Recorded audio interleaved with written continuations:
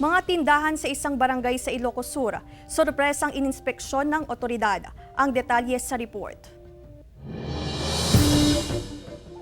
Kung ang kapulisan ay may tinatawag na muzzle sealing sa Barangay Butir, Santa Maria, Ilocos Sur, mayroon silang liquor sealing. Sa unang araw ng pagpapatupad ng ECQ sa probinsya ng Ilocos Sur, isinagawa ang surprise inspection at liquor sealing sa mga nagtitinda ng alak sa kanilang barangay.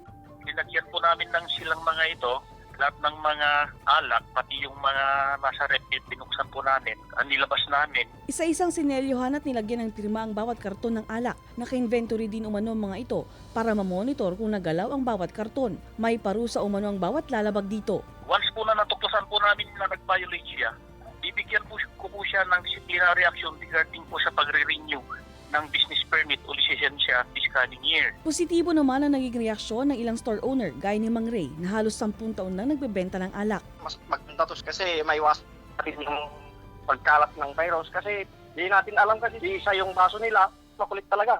Kahit bawal na, pinipilit pero ayaw namin magbintas. Pagkatapos ng ECQ, agad raw ng inspeksyonin ng bawat tindahan kung may lumabag sa mga ito. Marjorie Padua, Balitang Amyanan.